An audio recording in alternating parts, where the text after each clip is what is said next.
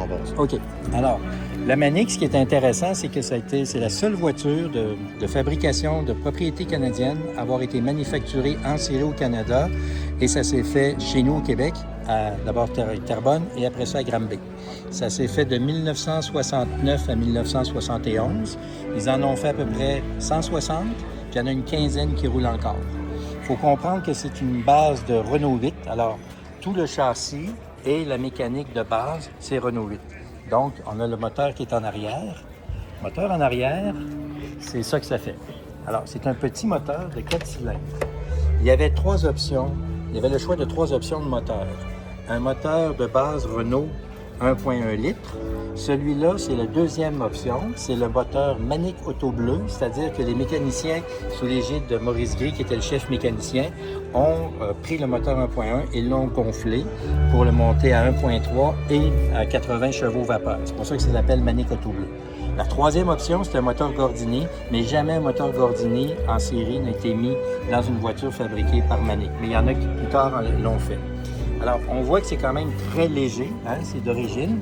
Et puis ça porte la signature intéressante de Auto Bleu parce qu'il y a eu un seul propriétaire de la voiture avant que moi je m'en la procure parce qu'elle est sortie de l'usine le 22 mars 1971 et c'est un professeur à Mont-Laurier qui l'a acheté, un professeur de secondaire et il l'a gardé pendant 4-5 ans, il a roulé avec, puis après ça il l'a mis de côté, puis moi je l'ai acheté plus tard. Et je l'ai remis sur la route le 22 mars 2021, 50 ans, jour pour jour après la sortie de l'usine.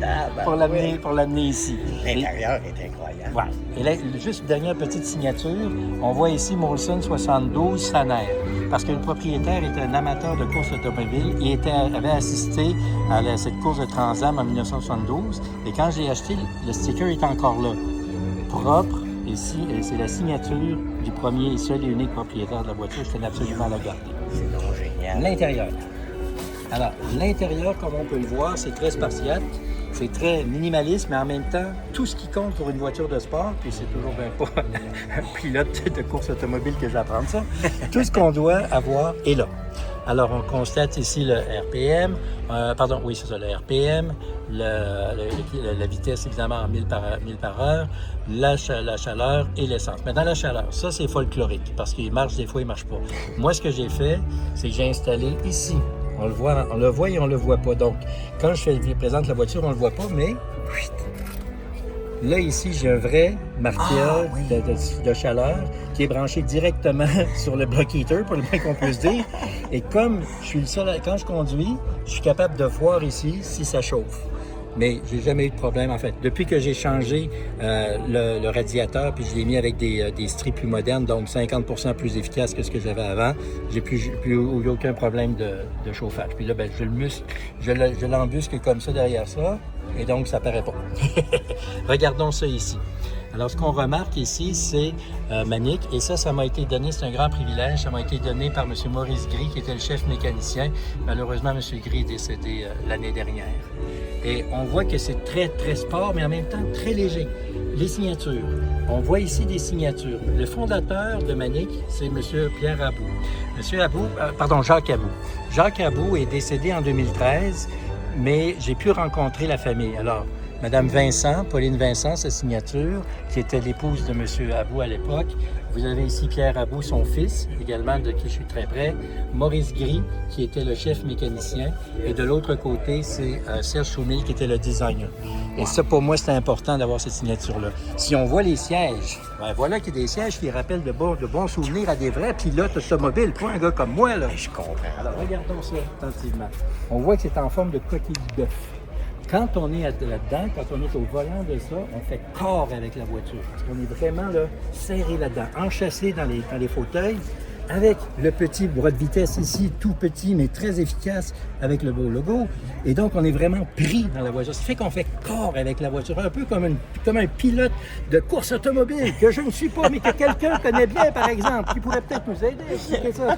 Et donc, on sent la route. Alors, des gens me disent, est-ce qu'elle est fun à conduire? Est-ce qu'elle est agréable à conduire? C'est tellement agréable parce que ça cogne, ça fait du bruit, c'est tapageur, ça sent le gaz. Et c'est ça qui est le fun quand on a une voiture ancienne. On revit l'histoire, on fait revivre l'histoire, puis on se prend pour un pilote automobile alors qu'on ne l'est pas partout. Et que dire des rétroviseurs? Alors, les rétroviseurs, Eh là là. c'est intéressant parce que c'est issu de Triumph et les pentures de porte, c'est du MGB. Je pense que c'est MGB même. Alors donc, c'est les fabricants à l'époque prenaient des pièces qui existaient déjà pour la mécanique, pour ne pas se casser le bicycle, comme on dit, sur des problèmes qui sont somme toute mineurs, alors qu'on doit concevoir une voiture d'ensemble. Alors, mais on voit que 63%, ça a été démontré, 63% de la voiture est originale, ce qui est fait. Donc, on peut dire que c'est la seule voiture canadienne, propriété canadienne, à avoir été fabriquée au Canada en série. Et donc, de facto, c'est la seule voiture québécoise. Et donc, on peut être fier de cet héritage-là. Maintenant, petit détail un peu croustillant. Regardez en arrière, comme c'est quand même assez spartate, on se comprend, il n'y a pas beaucoup d'espace. Croyez-le ou non, on pouvait mettre une banquette en arrière, optionnelle. Ça, c'était avant la DPJ, là. Hein? Parce que il y a juste des enfants qui pouvaient embarquer là-dedans. Aujourd'hui, là, on se ramasserait en prison pour ça. Là. Crime contre l'humanité, rien de moins. Et ce que j'aime de cette voiture-là, c'est les couleurs d'origine. Couleur vert, c'est la couleur, c'est pas la peinture d'origine. Parce que le professeur qui avait acheté la voiture l'avait donnée à ses élèves pour refaire de la peinture par-dessus. Alors, la couleur, quand je l'ai achetée, elle n'avait pas la couleur d'origine. Mais la couleur d'origine, on l'a retrouvée quand j'ai désossé toute la voiture. En fait, quand les gens qui travaillaient sur la voiture l'ont désossé, en enlevant le cabochon ici, on a pu voir le vert d'origine. Alors, on l'a scanné et donc on a pu recréer la voiture, le vert d'origine. Et l'intérieur, on voit le golden qu'on appelle, la couleur or. Et ça, c'est typique des années 70. C'est le golden, le or avec le vert. Il n'y a pas une plus belle combinaison. Pour les gens aux cheveux blancs comme moi se souviendront des Golden Seals de la Californie, qui avaient exactement cette couleur-là. C'était quand ça? 69, 70, 71, exactement les mêmes années. La voiture, la couleur porte la signature de son année. Mais vous êtes un ambassadeur incroyable de la Manic. Non, j'étais un malade mental de la Manic, j'aime ça. Hey, merci. Merci. Tenez, TV.